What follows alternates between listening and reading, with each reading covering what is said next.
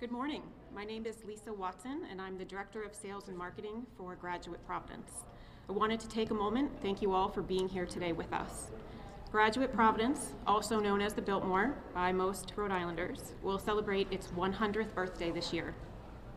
The doors opened in June of 1922, and we could not be more thrilled to have our governor here in our centennial year to speak about a new program to assist the hospitality community of Rhode Island.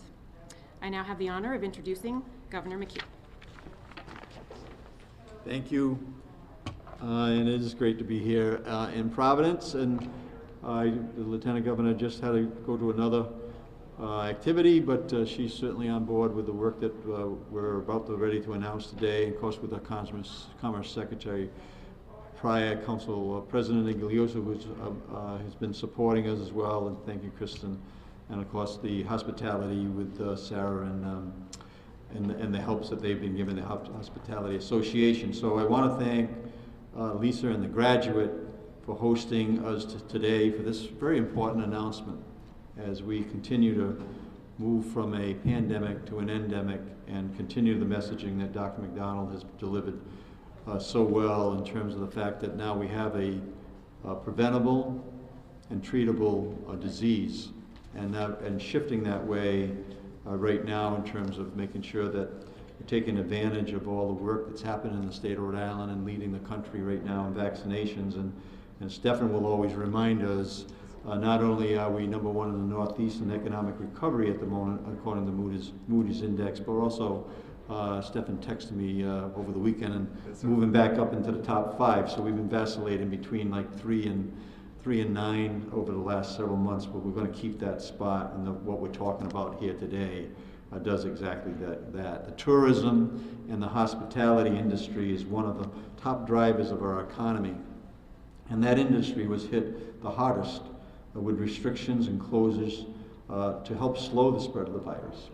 So the companies that and the businesses that are impacted over the last 2 years, and with their levels of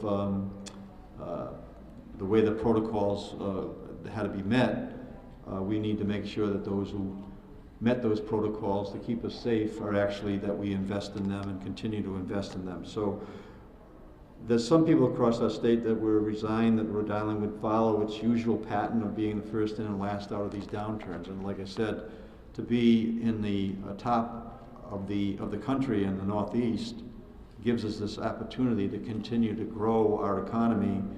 And one of our top priorities here is to have a strong kind of economy. Simon's over there. We want to make sure that we're moving up in the rankings relative to business friendliness, and that's a commitment that we've made, and to increase people's incomes as well. But you've got to have an economy to do that. Today, according to Moody's, as I said, we do lead the Northeast in that economic recovery, but we know there are some sections of our tourism and hospitality event sector that has really been impacted and have not fully rebounded. That's why today I'm announcing $8 million in grants that will be available for businesses and organizations, specifically in the hospitality, tourism, and event sectors. Stefan will go into more of the details on it, but an overview of the grant program, which is part of our administration, my administration's Rhode Island Rebounds Initiative, will provide direct financial relief across the following categories: arts and culture and organizations, hotels, travel agents, tour guides, operators, restaurants, event-related organizations, valet operators. Grant award amounts for restaurants and event professionals will be up to $12,500, and grant awards for hotels, travel agencies, tour operators, the arts and culture organizations will be sized based on each organization's 2021 net need up to $250,000. Before I turn it over to Stefan, I do want to thank the General Assembly members as well for acting so quickly early in this session to appropriate that $119 million of the APRA funds as a down payment towards this effort. And thanks to everybody at Commerce and everybody who's worked on this to accelerate the process to make sure that these funds become available as quickly as we possibly can.